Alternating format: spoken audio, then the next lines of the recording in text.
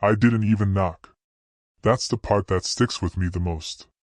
I didn't hesitate, didn't even feel nervous.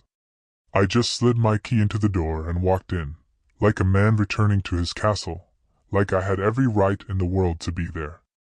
And I did, or so I thought. There was this strange stillness in the air, like the house was holding its breath. Something about the light coming through the curtains didn't sit right with me, and I swear, even the floor felt different under my shoes. Warmer, maybe? Alive in a way it hadn't been before. I stepped inside quietly, not out of suspicion, not yet. I wasn't creeping around. I was just moving slow. Rain had started tapping at the windows behind me, like a soundtrack building up to something I hadn't been invited to. I remember that detail because it was the only sound. No TV, no music, not even her usual background podcast she couldn't live without. Just rain, and my breathing. And then I heard something. A thud, followed by hurried movement. Not loud, not chaotic, just the sound of someone being very deliberate about getting somewhere fast. From upstairs. I didn't call out her name. I didn't say, "I'm home." I stood still in the hallway, like some unwanted observer of my own life. My eyes went to the base of the stairs. I waited. Then she appeared. Madison, wrapped in a towel, skin still wet, her hair slicked back like she just stepped out of a commercial. She froze when she saw me, but it wasn't fear. It wasn't guilt. It wasn't even surprise. It was something else. Something in between irritation and panic, like a kid caught halfway through stealing candy but mad at the interruption. "You weren't supposed to be home yet," she said, standing 2 steps above me. 8 words that changed everything. I didn't respond. Couldn't. Because that line, that very specific phrasing, was not confusion. It wasn't the innocent, "Oh, I didn't hear you come in," or the playful, "Hey, you scared me." No. It was strategy collapsing. She glanced over her shoulder. It was quick, but I caught it. She was checking something, or someone. That's when I started walking past her, up the stairs. Her voice raised behind me, sharp and sudden. "What are you doing?" I didn't answer. I turned left at the landing. Guest room door closed. Bathroom door cracked open, light on. Master bedroom open wide. Bed messy, window open, curtains fluttering. Nothing obvious. Then my eyes went to the floor. Men's sneakers. Not mine and not new. And next to them, black gym shorts rolled halfway up, like they'd been kicked off in a hurry. A hoodie slung over the edge of the chair. And something else, her phone, charging on the nightstand, unlocked, wide open, screen lit with a paused video. And then came the cough from the bathroom. One short, nervous cough. The kind someone lets out when they think staying silent is worse. I turned to look at her. She had followed me halfway into the room, towel clutched to her chest now, like it gave her some kind of moral armor. Her mouth was pressed into a tight line. She didn't look at the clothes, or the phone, or me. Instead, she crossed her arms and said, "You're overreacting." That's what she led with. Not an explanation. Not a denial. Just a flat, dismissive verdict, like she was the judge and I was some defendant who dared show up to his own trial uninvited. "Who is it?" I asked. My voice didn't even sound like mine. It was hollow, mechanical. She didn't answer. I took a step toward the bathroom, and that's when she snapped. "No, don't. He's not. It's not what you think. Don't be pathetic." That word, pathetic. That's when something flipped in me. Not rage. Not even sadness. Just a kind of cold, sharp clarity I've never felt before or since. I didn't open the door. I didn't need to. The fact that she defended him before even naming him said more than enough. "I want him out," I said quietly. "And I want you to put clothes on. We're not done." And for the first time that day, she blinked, like I'd actually surprised her. Like maybe she'd expected a different version of me to show up. But that man, the man she married, the man who would have begged, pleaded, wept, he stayed behind in the rain. This was someone else now. And the rest of that day, It only got darker from there. She came back into the room, dressed eventually. Black leggings, oversized hoodie, I'm guessing. Her hair still wet, now tied up into a lazy knot. She moved like she wasn't in a rush, like I was the one interrupting her day, her time, her rhythm. And when she sat down at the edge of the bed, legs crossed, arms folded, chin slightly tilted, I saw it clear. She wasn't scared. She wasn't even embarrassed. She was calculating. "You're being dramatic," she said, like that was supposed to shrink everything down into something manageable. Like maybe, if she labeled it small enough, I'd stop feeling it. I stood by the bathroom door. I hadn't opened it. Not yet. But I knew he was in there. I could hear the shallow breathing now that the house was dead silent again, like a trapped animal. I don't know if he was standing there in his boxers, or crouched behind the toilet like a teenager, but I knew one thing for sure. He was waiting for me to do something. Waiting to see what kind of man I really was. I turned back to her. "How long has this been going on?" She scoffed. Actually scoffed, like I had asked her how much she spent on groceries this month. "Does it matter?" That response did something to me. I don't even know how to describe it. Like my insides twisted but froze at the same time. Like someone had just thrown a match into a pool of gasoline, but the flame burned cold. "Madison, you're going to tell me how long you've been doing this," I said. "And you're going to tell me who he is. Because if you think I'm just going to stand here and play house with a stranger in my bathroom." "He's not a stranger," she interrupted, then she smirked. Smirked. Not to me. I took a step forward, and she stood up like she was ready to go another round, arms still crossed. But her voice dropped low. "We've been together for 4 months, maybe more. It's not like I was keeping track. He's actually fun. He listens. He doesn't make everything about him, and he doesn't come home early trying to play detective." 4 months. That meant Christmas. New Year's. My birthday. There was a moment of silence. Her words hung in the air like smoke. And then, as if that wasn't enough, she added, "We started out just talking. You were always busy, always tired, always somewhere else in your head. What did you expect me to do?" I couldn't stop staring at her. Not because of what she said, but because of how easily it came out of her mouth. Like she had been waiting to say it, rehearsing it, maybe even fantasizing about this very moment. That's when I walked past her and opened the bathroom door. He was sitting on the closed toilet lid, shirtless, jeans in one hand, phone in the other.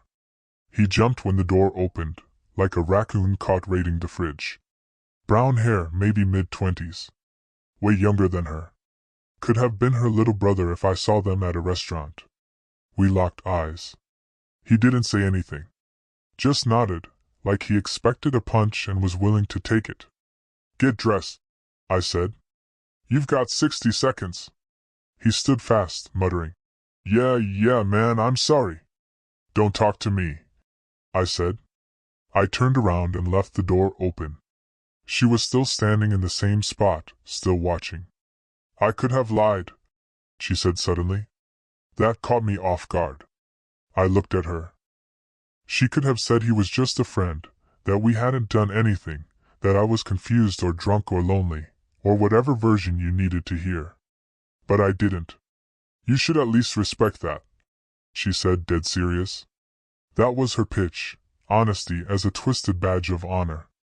I didn't reply. I went downstairs, grabbed my keys, and waited by the front door.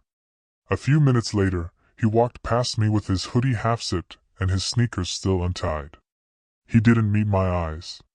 Just said a soft, "Sorry, man," and stepped out into the rain. She didn't follow him. She didn't go after me either. She stayed upstairs, like this was just another scene from her life that she could scroll past when it got boring. But this wasn't over. Not even close. And what happened next? That's where it started to unravel in ways she never saw coming. She came downstairs 20 minutes later, barefoot, carrying a wine glass, like we were about to have some kind of calm, intellectual discussion. The audacity was unbelievable. Her face was a picture of cool detachment, like she had just finished rearranging a shelf, not detonating a marriage. "You're not saying anything," she said, sliding onto the bar stool by the kitchen island. She set the glass down with a clink and took a sip, eyes locked on me like she was trying to read the next move on a chessboard. "I'm trying to decide if you're a liar," I said. She raised her eyebrows, amused. "That's a little late, don't you think?" I walked past her, didn't look at her. I grabbed a chair from the dining room and dragged it into the middle of the kitchen floor, dead center under the light. Sat down, folded my hands, and looked straight at her. "Tell me everything," I said. "No spin, no cute little lines. I want the real version of how you turned into this person." Madison leaned back, still sipping her wine. She tilted her head like she was trying to figure out which version of the truth I was ready for. Then she laughed, this dry, humorless thing. "Okay," she said. "You want the raw version? Here's the raw version." I got bored. I didn't flinch, but that hit harder than anything else so far. "You got boring," she continued, voice low but steady. "Predictable.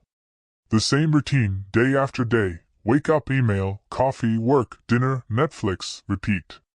You turned into a loop. And then you'd do this thing where you'd sit in silence for hours, and I'd be right next to you, completely invisible.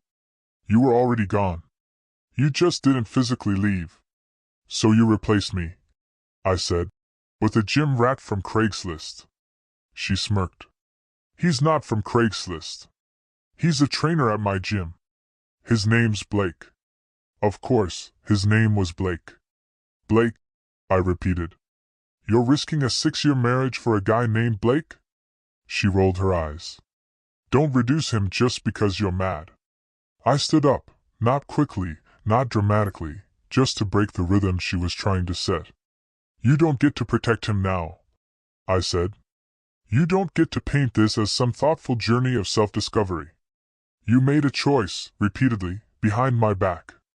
"Oh, please," she snapped, wine glass hitting the counter a little too hard. "Don't act like you were some perfect husband. You pulled away long before I did anything. I pulled away because you changed. You became cold. Distant," I said. She cut me off, pointing at me now. "I became cold because I had to carry everything. The house, the planning, the energy, the goddamn emotional labor of this entire marriage. That's called partnership," I said, teeth clenched. "You communicate. You don't start sneaking in guys while your husband's paying the mortgage." That shut her up for a second. Then she turned away, grabbed her phone from the counter, and tapped the screen like she needed to check if the rest of the world still existed. "You know what's funny?" she said, without looking at me. "He asked me if I was scared when you came home. Said you looked like the kind of guy who'd lose it. I told him no. I told him you were soft." That one hit deep. Not because of the insult, but because she believed it. "You said that?" I asked. She nodded, smiling now, looking directly at me. "Yeah, I did. And I stand by it. You're not the kind of guy who throws things. You're not the kind of guy who yells. You'll sulk. You'll hurt. You'll overthink it. But you won't do anything." And that was when I realized something dark and useful. She thought she still had control. She thought I'd beg or cry or start listing memories like a sad montage in a breakup film. She thought I'd fall apart in a way she could handle. Instead, I walked to the cabinet, grabbed the spare house key I kept in the drawer, and set it on the counter in front of her. She looked down at it, blinked. "What is this?" "You've got 1 hour," I said. "Get your things, whatever fits in your car. After that, I'm changing the locks." Her jaw tightened. "You're throwing me out. I'm reclaiming my home. You can go figure yourself out in Blake's apartment, or his car, or wherever it is trainers go after work." She stared at me, silent. But I saw it. The crack. The split-second flash of doubt in her eyes. She didn't expect me to have a spine. She thought this would drag. She thought I'd stall. She didn't plan for me to walk away. And that right there was the first real win of the day. But trust me, what came after it made this all feel like a warm-up. She didn't move. 30 full minutes passed after I set that key on the counter, and she just stood there, back turned to me, staring at her reflection in the dark kitchen window, like it was going to offer her answers I couldn't. I sat down again in the same chair, arms crossed, watching her in silence. There was something fascinating about how quickly she could flip from defiance to confusion when things stopped orbiting her. Finally, she spoke, without turning around. "You're seriously doing this?" "No," I said. "You did this. I'm just reacting late." She let out this soft, bitter laugh. "I never thought you had it in you." "That's the second time you've said something like that today," I said. "Maybe the problem is you never really saw me. You just saw someone easy to manipulate." That landed. She shifted slightly, like the floor under her feet changed temperature. Still didn't look at me. Just walked to the sink, poured out the wine, a long, slow stream, like she was trying to think of something to say that would reverse gravity. Then, finally, she turned. "Do you want to know the real reason?" she asked, the part one wasn't going to say. "No," I said. "But go ahead anyway. It seems to be your thing now, confessing after the damage is done." She leaned against the counter, folded her arms, but her eyes didn't meet mine. "It wasn't just about you being boring or distant or predictable," she said. "I think I wanted to know if I could get away with it. That was the rush. The first few times, I wasn't even into it. I just wanted to see how far I could go before you noticed. Before you did something. And you didn't. You never did. That was the most disappointing part." I said nothing. I just stared at her. I didn't feel hurt anymore. I felt removed. Like I was watching a stranger audition for a role she'd already lost. "And when he started staying over?" I asked, voice flat. "When you were sneaking him out at dawn, what was that? Still part of the game?" "I don't sneak him out," she said quickly. "I told him to leave through the side gate. That's not sneaking. That's discretion." I couldn't help it. I actually laughed. "Discretion?" I repeated. "You think calling betrayal a different word makes it less disgusting?" She flinched, not visibly, not enough for anyone to notice. Most people wouldn't have noticed, but I saw it. "Don't pretend like this is all on me," she said suddenly, the edge back in her voice. "You weren't present for months. You shut down. You stopped complimenting me. You stopped touching me. I tried to wake you up, but you just drifted further and further. You should have left me," I said. "If you were that unhappy, you should have had the decency to leave, not stay and rot us both." "Oh, right," she snapped. "Because you would have taken that well. You would have sat down and said, 'You're right, Madison. Let's part as friends. Give me a break.' You would have done exactly what you're doing now, pull the rug, burn the house, rewrite the history so you're the noble victim." "No," I said, standing up. "I wouldn't have done any of that. I would have respected you. Not liked you, maybe, but respected you. But you didn't give me that option. You cheated, lied, and then tried to stand in my kitchen and tell me it was somehow my fault you lost your soul." She bit her lip, looked away, her jaw clenched. But the words were drying up now. The storm she came downstairs with was starting to collapse under its own weight. I walked past her and pulled open the hall closet. I grabbed a duffel bag, tossed it on the floor at her feet. "You've got 20 minutes left," I said. "I'll be outside. When I come back in, you better be gone." She didn't speak. Just stared at the bag, like it was something alien. Like the reality of it, the physical proof that this wasn't just a fight, wasn't just some dramatic spat we'd rebound from, was hitting her harder than anything I'd said.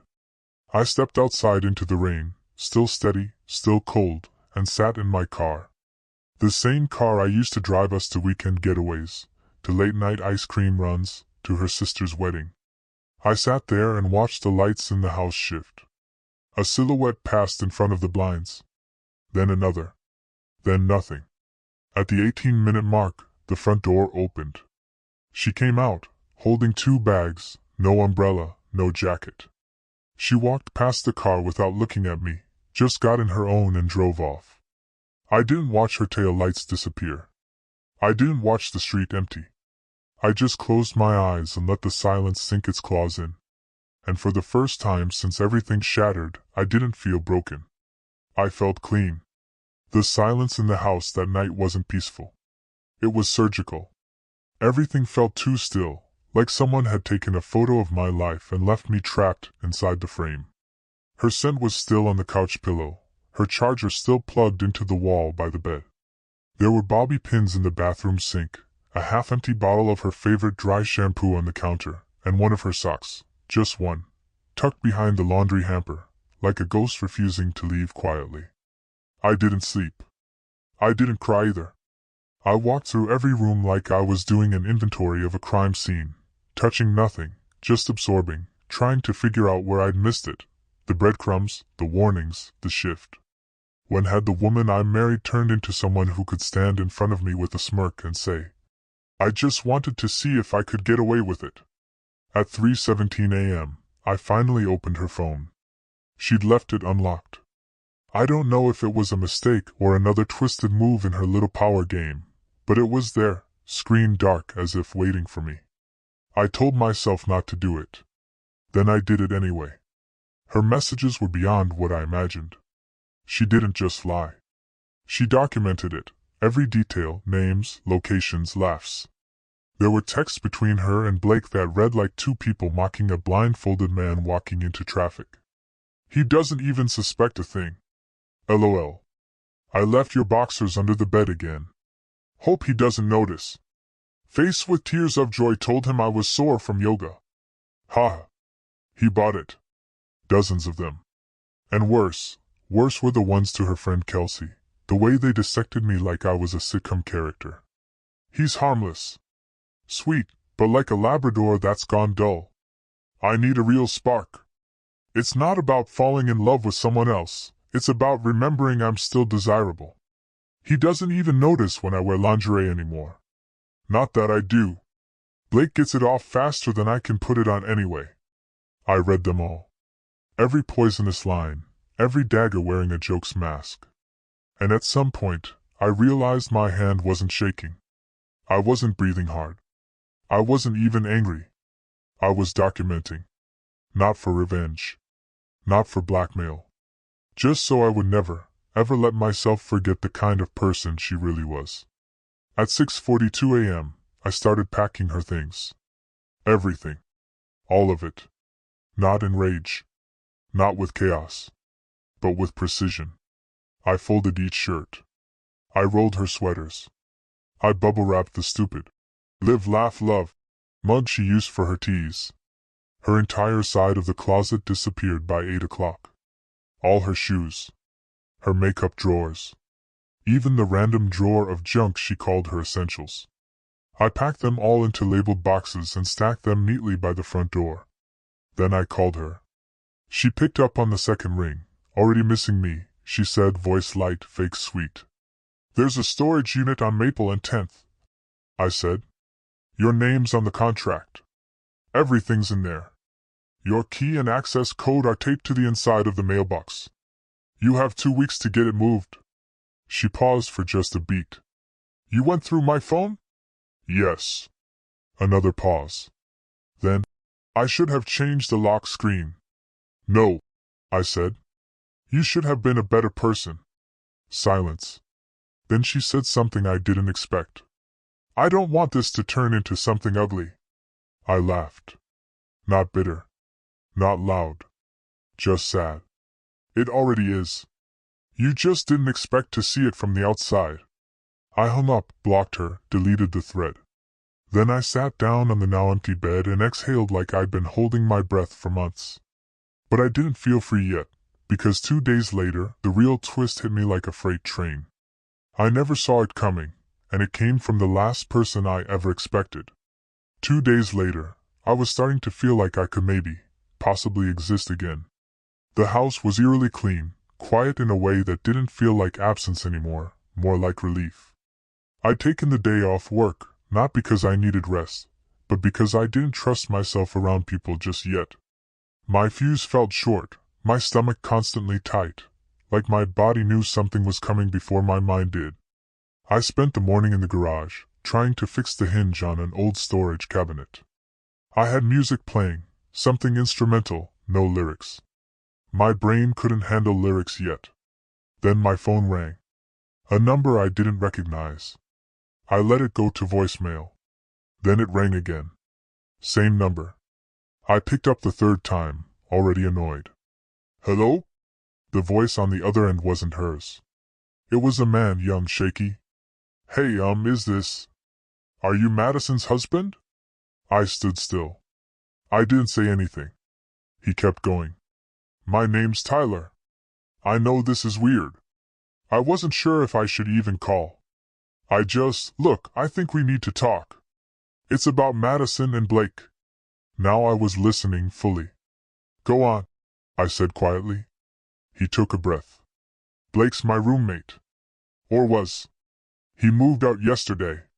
But before that I saw some stuff, some messages on his laptop.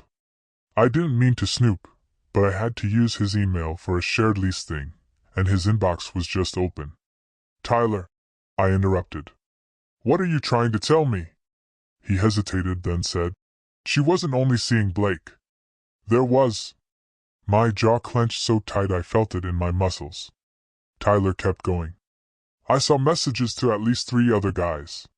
One was some older guy, she kept calling him Big D, which I know, gross. Another was married. The third one she called emotional support, like literally saved his contact under that name. Blake thought it was just him and her, but she was juggling all of them. She even told Blake once that he was the least dramatic of the group. I felt dizzy, like my brain short-circuited halfway through understanding it. This wasn't just cheating, this was strategy. Layers. A performance she curated for multiple audiences. How do I know you're not just trying to stir things up? I asked. He responded instantly. I'm sending you screenshots. I don't want anything from you. I saw your number on one of the emails she sent him. She called you dead weight. Said she kept you around for stability while she sampled chaos. That's when I decided you needed to know. That's all. My phone buzzed. Pictures came in one by one. Real, undeniable. Her name, her words, her venom. Told my husband I'm working late. Meanwhile, Blake's got his hands all over me in the shower. Can't do Thursday, that's emotional support's night. Gotta keep up the image. If I didn't have the house in his name, I'd be gone already. But hey, free rent and insurance. Woman shrugging. I stopped reading after the 5th screenshot. Not because I was done, but because I was numb. Tyler's voice broke the silence. Sorry, man. I really am. I just couldn't keep it to myself. I thanked him genuinely, then I hung up. I sat there alone in my garage, my hands black with grease, and my phone glowing like a spotlight on everything I'd ignored for far too long. I thought I'd hit rock bottom when I caught her cheating, but this wasn't rock bottom. This was the layer beneath it. The basement of betrayal. The part where you stop seeing your ex as a person who made a mistake and start realizing they were never the person you thought they were. She hadn't broken my heart. She'd hollowed it out long before I even noticed. But I wasn't done yet. Because I had questions, and there was one more person left to answer them. I was going to pay Kelsey a visit. Her best friend, the one who knew everything and didn't say a word. Kelsey lived in a high-rise downtown, the kind of place with underground parking and sleek hallways that always smell like lemon polish and quiet money. I'd been there a few times before, birthday drinks, girls' nights where I'd drop Madison off and pick her up hours later, usually tipsy and fake laughing at some story she couldn't finish. I always thought Kelsey was harmless. A little too polished. A little too sharp around the edges. But nothing more than a background character in our life. But now, I was seeing her as something else entirely. I buzzed her unit. No answer. I buzzed again, holding it down a little longer this time. Finally, a voice came through. Yeah? It's me, I said. Open the door. There was a pause. Then the lock clicked. I took the elevator to the 14th floor, walked the long hallway with its perfect symmetry, and knocked once, hard. Kelsey opened the door halfway. She was in leggings, an oversized sweatshirt, bare face, hair up in a bun, not her usual armor. She looked tired. "I guess you know," she said softly. I didn't respond. I stepped inside. She didn't stop me. Her place was immaculate, of course. Plants hanging in the window, white furniture, everything minimal, perfect, curated, like her. "I need answers," I said, turning to face her in the middle of her living room. "Not excuses, not spin. You're going to tell me what you knew and when you knew it." Kelsey didn't pretend to be confused. She sighed and walked to the kitchen, poured herself a glass of water, like she was stalling for time. "She told me not to get involved," she said finally. "If I told you anything, she'd cut me off. And yeah, I probably should have said something, but I didn't. I'm not proud of that." "You didn't just not say anything," I said. "You helped her. You encouraged it. You laughed at me in her texts." Kelsey winced. "You read those?" "I read everything." She closed her eyes for a second, then leaned against the counter. "I didn't think it would go this far," she said. "At first, it was just Blake, and she swore it was just flirting. She called it harmless play. Then it turned into what it turned into. By then, I didn't know what to do. She was spiraling, jumping between guys like she was chasing a high, and you just watched." Kelsey's voice sharpened. "You think I didn't try? I told her she was messing everything up. I told her she'd ruin her life. But Madison doesn't listen to anyone. You know that. She never did. She plays people. She uses charm like a weapon, and if you push back, she cuts you off and twists it so you're the villain. So why protect her?" I asked. She looked at me, and for the first time, I saw something real crack through her veneer. "Because I was scared of what she'd do if she turned on me." That surprised me. "She's not just selfish," Kelsey continued. "She's manipulative, cold. And when things started unraveling, I think she wanted it to fall apart. I think she liked watching it burn." "You think she was reckless?" "No," Kelsey said. "She was calculated. She told me once, if he finds out, he finds out. It'll be interesting to see how he handles it. Like it was a test. Like you were an experiment." I felt a tightness in my throat. Not emotion, just pressure, containment. "Did she ever love me?" I asked. I didn't plan to ask that. It just came out. Kelsey didn't answer right away. Then, "I think she liked the version of you that adored her. She loved being loved.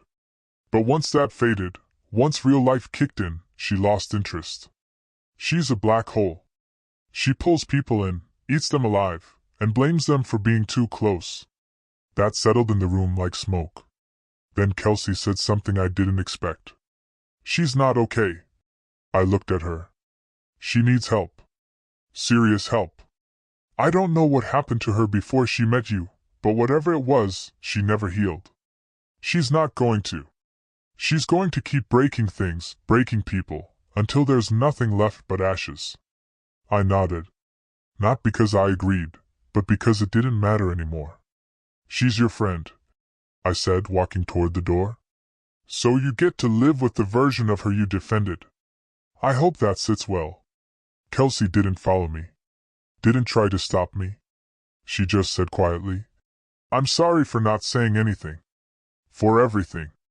I stepped into the hallway and closed the door behind me. And that was that.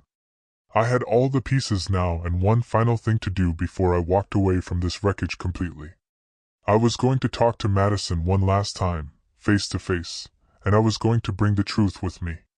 I texted Madison the next morning. "Meet me 1 hour outside the park on Briar and 5th. Bring nothing, just yourself." She replied in less than a minute. "Why?" She didn't answer. Didn't need to. She showed up. I was already sitting on the bench when she walked up, wearing the same coat I bought her last winter, the green one with the silver buttons she used to love. She wore sunglasses, even though the sky was overcast. Probably didn't want me to see her eyes, or maybe she didn't want to see mine. She sat down on the far edge of the bench, like she thought I might explode if she got too close. We didn't speak for the first 30 seconds. Then I handed her the manila envelope. She stared at it. "What's this?" "Proof," I said. "Of what?" "Of who you really are." She gave a dry laugh. "You've been dramatic since day one. Still writing speeches in your head." "No," I said. "Just reading yours." That made her pause. She opened the envelope. Inside, printouts, messages, screenshots, conversations with Blake, with Kelsey, with the others. I included one from each. Enough to make the point, but not enough to humiliate her for sport. This wasn't revenge. This was documentation. She flipped through them in silence, her face a blank mask, page after page. Then she stopped. And for a second, I swear, I saw something flicker behind her sunglasses. Regret? Shame? No, recognition. Like she was finally seeing herself from the outside. Not as a victim, not as a misunderstood woman on a soul-searching journey, but as what she was, a wrecking ball in a silk robe. "You went through my phone," she said. "No. You left it." She sighed. "So what? You want me to apologize? Beg? Is this your victory lap?" "No. This is the part where I say what I need to say and never see you again." She stayed quiet. I took a breath. "You didn't break me, Madison. You revealed yourself. There's a difference. I'm walking away from this with my sanity, my dignity, and every inch of self-respect you tried to sand down over the years. You didn't win. You just lost slower than the others." Her jaw clenched. "You think I'm some kind of monster?" "No," I said. "I think you're hollow. You walk around borrowing attention and affection like it's credit you never planned to repay. You feed on the energy of people who love you, and when they start asking for anything back, you vanish or self-destruct so you can pretend you're the victim. That's rich, coming from you." She snapped, finally facing me fully. "You think you were this amazing husband? You were boring. Predictable. Safe. I needed more. You needed chaos," I said. "You wanted to feel like a fire starter again. But you burned the wrong house." She stood up, clutching the folder now like it weighed 50 pounds. "You have no idea how complicated things were for me. You think I'm evil, but you don't know what it's like to feel invisible." "No," I said calmly, standing too. "You don't know what it's like to be loyal to someone who was laughing behind your back the whole time. You don't know what it's like to lie next to someone for years, thinking they were home when all they were doing was calculating their escape." She didn't speak. For the first time in weeks, she had nothing left to spin. I stepped closer, not threatening, just firm. "This is the last time we speak. I'm not your fallback. I'm not your safety net. I'm not your maybe later. You don't get access to me anymore. Not my voice, not my time, not even my silence." She opened her mouth like she wanted to say something. Maybe the truth. Maybe another twisted version of it. I walked away before she could. Didn't look back. Didn't need to. I'd seen everything I needed to see. The spell was broken. The story had ended. And for the first time in years, I was the one turning the page. I didn't feel peace right away. That's the lie people like to tell themselves after walking away from something toxic. That freedom feels like fresh air, instant clarity, some kind of cinematic rebirth. Doesn't. Not at first. What I felt was absence. A quiet so loud, it felt physical. The house echoed in strange ways. Her toothbrush was gone, but the gap it left in the holder looked like a missing tooth. The closet was finally mine again, but the empty hangers still dangled like question marks. I spent the next few days in a daze. I went to work, came home, cooked out of habit, but barely ate. I wasn't broken. I was transitioning from a version of myself I didn't even realize had been dying for a long time. Friends started checking in. My brother called. My coworker Amanda dropped by with a casserole, Like I'd lost someone to a car crash. They were right. Something had died, and in its place, something new was slowly waking up. The first real shift came when I started sleeping again, deep, dreamless sleep. For the first time in years, I wasn't unconsciously bracing for something. No late-night clacks on the floor that made me wonder if she was sneaking out. No suspicious texts lighting up her phone at 2:14 a.m. No more pretending I didn't notice. The weight of doubt had been heavier than I realized, but now it was gone. I also started remembering little things, quiet betrayals that hadn't registered at the time. Like how she used to put her phone face down at dinner.